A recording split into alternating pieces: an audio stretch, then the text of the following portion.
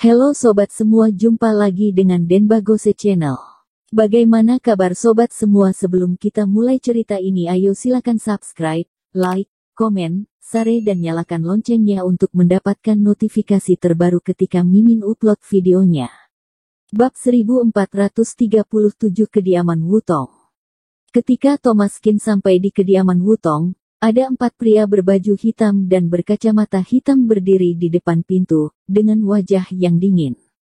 Kediaman Wutong adalah kawasan villa yang terkenal di kota X. Orang-orang yang tinggal di sini, semuanya adalah orang yang kaya, dan ada 4 orang pengawal yang menjaga di depan pintu. Cukup untuk dilihat bahwa keluarga ini tidak biasa. Aku mencari Jessie Chen, kata Thomas Qin dengan perlahan. Masuklah. Keempat pengawal itu tidak menghentikan Thomas Qin ketika dia mengatakan bahwa mencari Jessie Chen, lalu melepaskannya.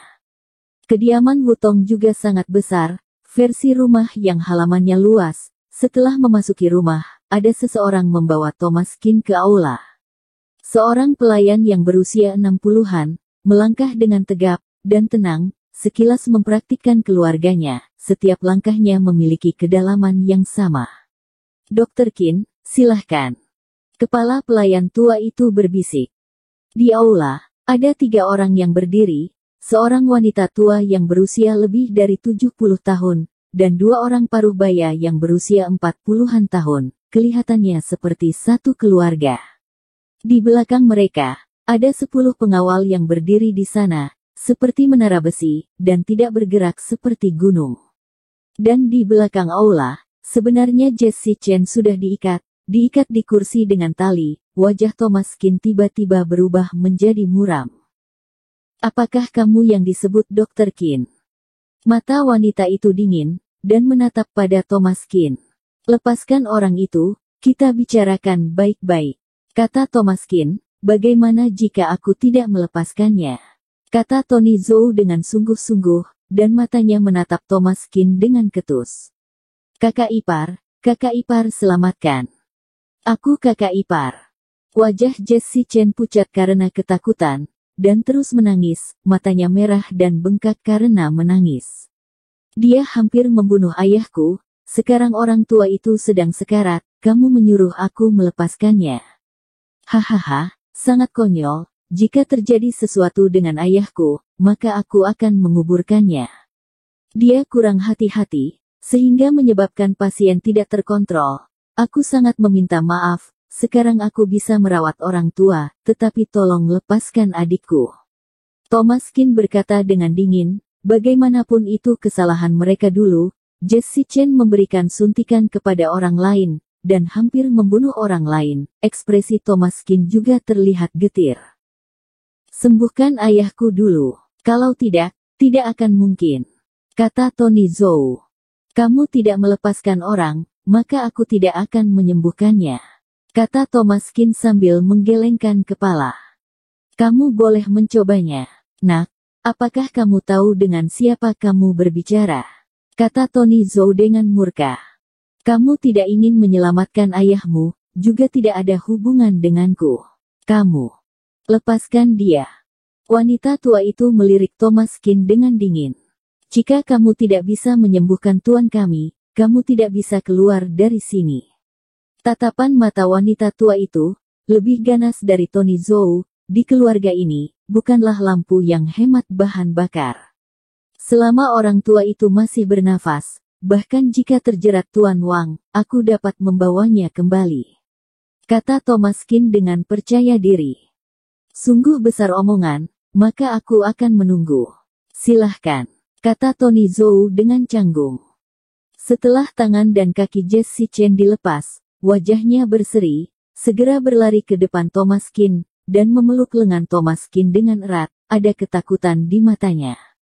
Maaf kakak ipar, aku tidak sengaja. Tidak apa-apa, ada aku di sini. Thomas Qin menepuk-nepuk bahu Jessie Chen, dia telah dibuat ketakutan, dan ada bekas tamparan di wajahnya. Jangan membuang waktu, jika tuan tua tidak dapat diselamatkan, maka kalian berdua harus dikuburkan, kata Elaine Zhou dengan marah. Thomas Qin berbalik dan berjalan ke aula bagian dalam. Seorang pria tua berusia 70-an, berbaring di tempat tidur, pernafasannya sangat lambat, dan nafasnya tidak teratur, dan dalam keadaan koma. Wajah pria itu sangat pucat, tangan dan kakinya dingin, dan terlihat sangat lemah. Thomaskin meneliti denyut nadinya, dan mengerutkan kening. Itu memang karena suntikan Jesse Chen. Awalnya jantung orang tua itu sangat lemah, dan dimungkinkan bisa meninggal karena serangan jantung kapan saja. Namun karena dia salah suntik, sehingga menyebabkan kondisi orang tua itu memburuk, dan jantungnya hampir gagal sampai tingkat tertentu, dan hampir sekarat. Aku optimis, jika ingin belajar akupuntur, kamu katakan padaku, jangan melakukannya sendiri lagi. Thomaskin melirik Jesse Chen, dan mulai menyuntik orang tua itu. Bagi Thomaskin, kondisi orang tua itu tidak terlalu sulit, dengan sebuah jarum, akan kembali normal, untuk mengaktifkan kembali jantung yang hampir gagal, dan membuat jantungnya menjadi aktif kembali, maka orang tua itu akan pulih. Thomaskin menyuntik jarum satu demi satu, 9 jarum dan bertambah terus, dan akhirnya pria tua itu terbatuk, merasakan keterkejutan di seluruh tubuh, dan terbangun. Total kurang dari 20 jarum, jangankan Tony Zhou dan yang lainnya, bahkan Jesse Chen pun tercengang, bahkan rumah sakit telah menyuruh untuk mempersiapkan pemakaman, dan mengatakan bahwa orang tua itu tidak tertolong lagi, tetapi tidak disangka bahwa Thomaskin telah menyelamatkan pria tua itu dalam beberapa menit. Kakak ipar benar bin hebat. Jesse Chen juga senang di dalam hati, jika kakak ipar tidak bisa menyembuhkan, mereka benar-benar dalam bahaya, orang-orang ini kelihatannya akan membunuh tanpa pandang bulu, terlalu beringas. Orang tua itu sudah sadar, aku telah memperlancar aliran pembuluh darah di sekitar jantung, dan penyakit jantungnya seharusnya sudah jauh lebih baik, ditambah dengan obat-obatan, dalam 3-5 tahun ini, tidak akan kambuh lagi. Kata Thomaskin, terima kasih dokter. Orang tua itu menatap Thomaskin, dan sedikit mengangguk. Tony Zhou juga sangat terkejut, apa-apaan ini? Tidak ada masalah 3-5 tahun. Pada awalnya dia telah membawa ayahnya pergi ke banyak dokter yang terkenal, dan mengatakan bahwa tidak sampai setahun, dan kali ini membuat mereka sangat cemas, dan berpikiran harus melakukan pemakaman, tetapi Thomaskin benar-benar mengatakan bahwa bisa hidup beberapa tahun lagi. Bukankah ini tidak masuk akal? Omong kosong. L2 tidak masuk akal. Kamu masih berterima kasih padanya. Ayah, jika bukan karena wanita jalang ini, kamu tidak akan mati selamanya. Kata Elaine Zhou dengan serius. Jesse Chen gemetaran ketakutan, dan bersembunyi di belakang Thomaskin. Tolong bicara dengan baik, jangan sembarangan ngomong. Thomaskin mengerutkan kening. Sekarang orang itu sudah sembuh, jika kamu terus mengoceh, jangan salahkan aku jika aku tidak segan lagi. Halo, ini rumahku, kamu masih ingin marah? Bajingan kecil, kamu pikir kamu apa? Apakah kamu tahu siapa aku? Hampir membunuh ayahku, kalian masih punya alasan, hendak mencari mati. Mata Tony Zhou dingin, dan berkata dengan mencibir, memang Jesse melakukan kesalahan, tetapi aku telah meminta maaf kalian menahan secara ilegal, dan dianggap adil, apa yang kamu inginkan, aku akan melayanimu sampai akhir. Kata Thomaskin dengan dingin, dia tidak takut, tetapi karena ada kesalahan pada Jesse Chen, Thomaskin tidak ingin lebih banyak masalah, tetapi orang ini tidak bisa memaafkan orang, dan terlalu memaksa orang. Jadi, apakah kalian ingin pergi? Hahaha, ini sangat lucu, kehidupan ditentukan oleh Tuhan, kalian terlalu menyepelekannya. Dan apakah kamu mengatakan 3-5 tahun adalah 3-5 tahun? Jika terjadi sesuatu dengan ayahku besok, siapa itu? Sekarang tidak ada yang berani meyakinkan bahwa ayahku akan baik-baik saja. Bagaimana jika kambuh kembali? Kamu masih terlalu muda, dan masih mengatakan adalah Dr. Qin. Aku melihatmu adalah seorang pembohong, atau mungkin adalah pengikut Dr. Qin. Kata Tony Zhou dengan menghina. Lalu apa yang kamu inginkan?